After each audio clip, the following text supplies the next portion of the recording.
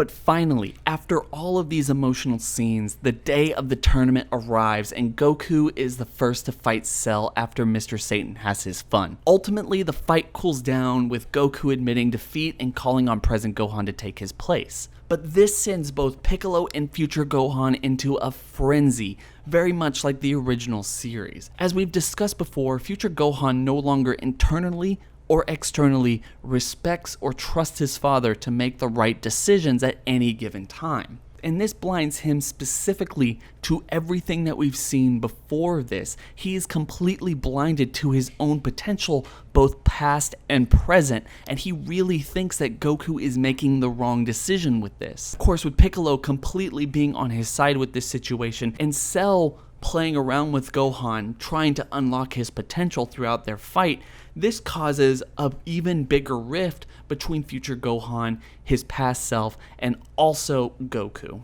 And Cell is very much overconfident about his overall power because of his fight with Future Gohan. Yes, it's true that present Gohan might have the same potential as his future self, but Gohan has shown that he cannot bring it out, and ultimately he just thinks he has the upper hand and he wants to play around with Gohan, maybe get a nice fight out of it, but he doesn't think he's in any danger of losing. He even cracks up to present Gohan about how he beat up his future self and that Gohan has no chance against him, even if he does unlock this mysterious power that everyone's talking about. In this, Cell falls into the same hole as Vegeta did before, as he fails to see the obvious conclusion in front of him. Gohan's potential and power is theoretically unlimited, and he doesn't understand just how powerful Gohan can become. The only one here who sees it and actually believes it is Goku, and that's why he's having him fight Cell. So in order to get Gohan angry enough to show his true potential, he creates a couple of Cell Juniors who quickly incapacitate those looking on the sidelines.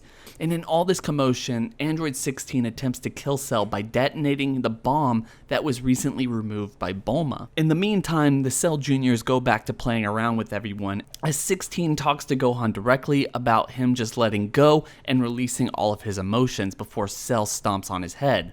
From this, Gohan snaps into his Super Saiyan 2 transformation, and Future Gohan, battered and bruised at this point, raises his head off the ground to see his younger self as a Super Saiyan 2.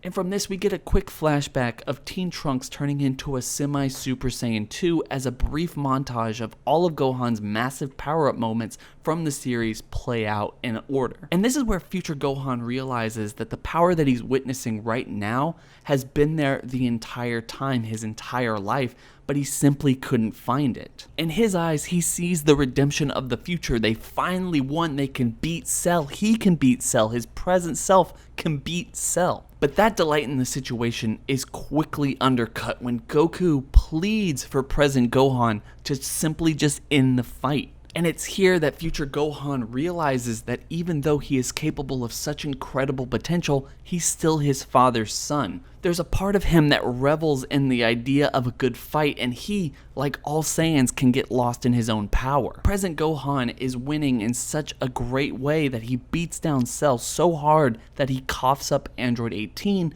who is then saved by Krillin. And Cell reverts back to his semi-perfect form and attempts to blow himself up along with the planet. But it's here that Goku steps in and transports him to King Kai's planet. From this, Future Gohan once again sees his father as the man who will step in and protect his loved ones in any desperate situation. And because of that, his trust and admiration of his father is fully restored. However, despite the fact that Goku is dead and everyone else is kind of saddened but also happy with the defeat of Cell, we see that present Gohan is emotionally broken by these events. And he can't get over the fact that his inaction is what led to the death of his father in the first place.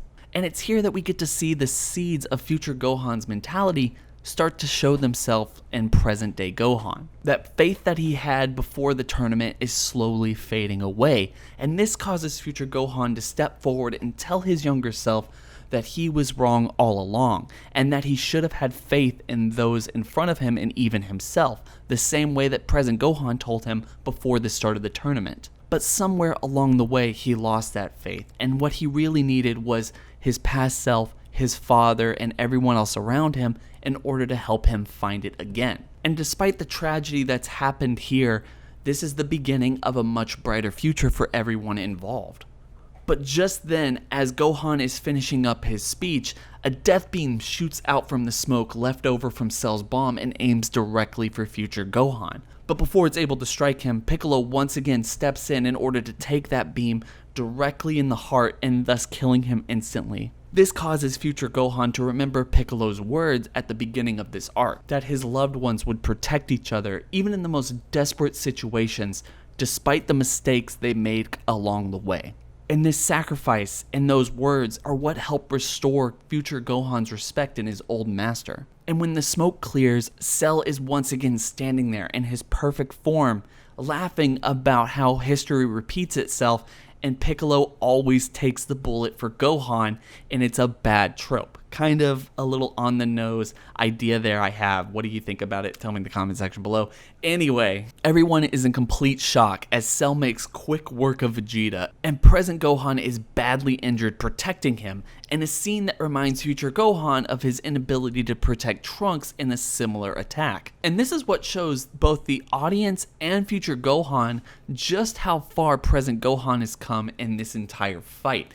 They have the same mentality, but present Gohan has taken these lessons and learned a great deal from them, as Future Gohan, a man who's far older than his past self, is just now beginning to learn from them. From here, Cell charges up a major Kamehameha wave in order to kill everyone involved. He's completely done with fighting and trying to show his strength, and he's fed up, he wants to win. And it's here that present Gohan is just ready to give up the fight because he thinks that he cannot beat Cell like this. But just before he's able to give up entirely, Vegeta picks himself up for a moment and apologizes to present Gohan for being useless in the current fight, even going as far as to take responsibility for the creation of this form of Cell. From this, Future Gohan sees that Vegeta isn't just a selfish prince in search of power, and that the search of power that he seeks isn't as shallow as it seems on the surface, and that by proving yourself the strongest, you can ensure yourself capable of protecting your loved ones. And it's here that Future Gohan's faith in Vegeta is once again restored as well. And we know that even though Gohan came a long way to disrespecting everyone that had taught him something at the beginning of this entire arc,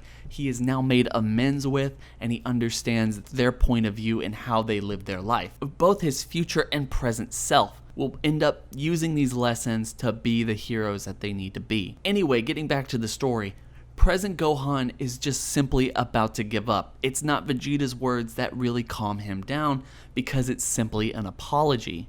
But this gives Future Gohan enough time to speak directly to his past self. He reminds him of the words that he said before the tournament, and that the future hasn't been written yet, and that they together have the power to protect the future. From here, both Gohans team up to make a double Kamehameha wave that destroys Cell once and for all. Thereafter, the gang returns to Kami's lookout, where they bring back Piccolo with the Dragon Balls, and Goku tells them that he doesn't want to be wished back to life for the same reasons that were given in the original run. A few days later, when Future Gohan is making his way back into the timeline, Piccolo gives him an identical sword to replace the one that was broken during the fight with the androids, and Vegeta gives him a silent goodbye. In the meantime, Bulma gives Gohan Trunks' baby hat in order to give to her future self. When Gohan returns to the future, he gives Bulma the gift from her past self. She recognizes it immediately, and Gohan tells her about everything that happened in the past, ensuring her that he is strong enough now to protect the timeline and any threats to come. The two make up their differences, and the familial bond between the Sun family and the Briefs family is then restored. Gohan then seeks out Android 18 and makes quick work of her. He then seeks out Cell and takes him down as well.